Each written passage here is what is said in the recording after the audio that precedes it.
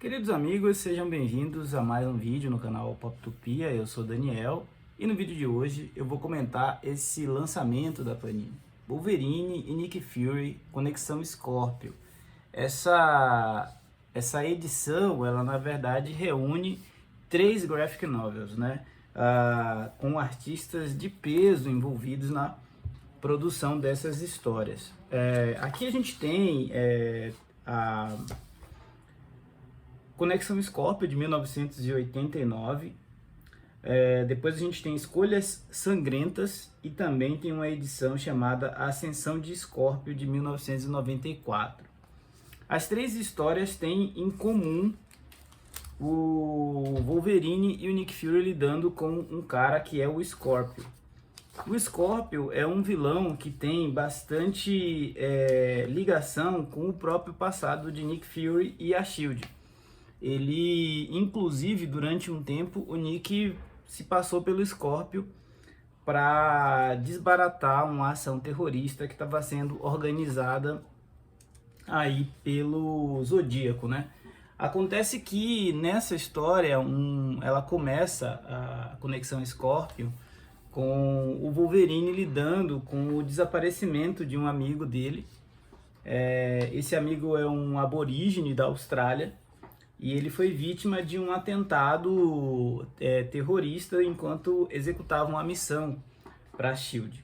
E Logan fica sabendo disso a partir de uma batalha que ele está travando junto com os X-Men contra o Arcade. E esse é o ponto de partida para Logan ir buscar mais informações com a SHIELD e com Nick Fury e descobrir que a trama é muito mais complexa. Como o Scorpio tem uma ligação com a família do Nick Fury, com a própria escolha do Nick de não ser pai, de não ter família e de certo modo dedicar sua vida inteira à SHIELD, a história caminha muito por esse lado, né? Aqui o roteirista, o Archie Goodwin, ele opta por fazer uma história de espionagem, de conspiração, uma conspiração branda, com um jeitão dos anos 70, que tinha uma proposta de ação, mas ainda tinha tecnologia muito distanciada daquilo que a gente conhece hoje.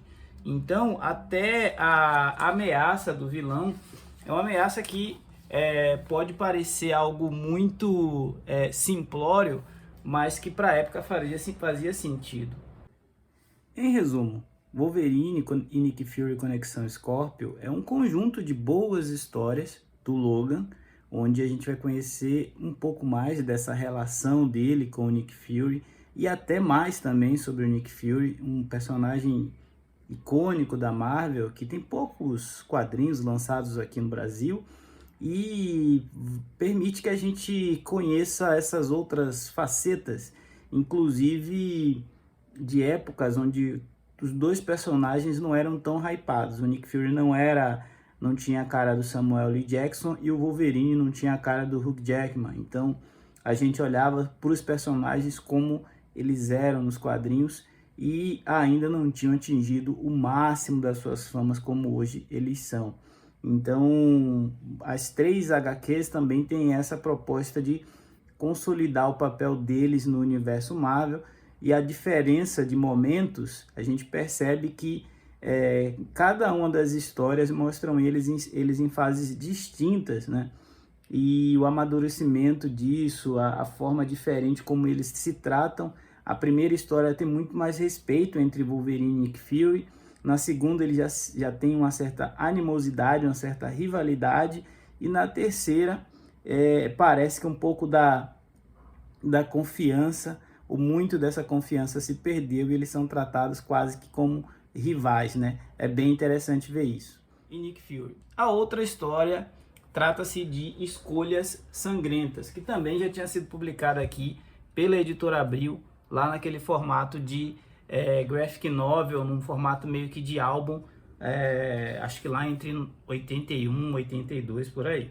Já em Escolhas Sangrentas, a gente tem um Wolverine atuando como super-herói de uma forma bastante humanizada, apesar desse seu lado violento e selvagem ser utilizado muito nessa história, né? O roteiro é do Tom DeFalco, com a arte do John Buscema. Wolverine está numa ilha do Havaí e ele vai lidar com um cartel de tráfico de drogas. Até o momento que ele descobre que esse cartel não trafica apenas drogas, mas também é responsável por tráfico humano, especificamente de crianças. E aí tem um personagem que é abusador de crianças, é um personagem bastante nojento, né? E do outro lado a gente tem o Nick Fury também envolvido nessa trama, só que defendendo os interesses políticos dos Estados Unidos. E aí a gente tem os dois entrando meio que em rota de colisão, porque por trás desse cartel tem alguns políticos, tem alguns interesses que dialogam com a maneira americana de lidar com pequenas situações. Mas a verdade é que é uma das histórias mais pesadas do Wolverine, assim. E eu acho que é importante esse tipo de quadrinho ser republicado aqui no Brasil, porque as novas gerações conhecem o personagem muito pelo cinema, ou por abordagens pouco aprofundadas do que a gente tem visto aí recentemente na Mensal.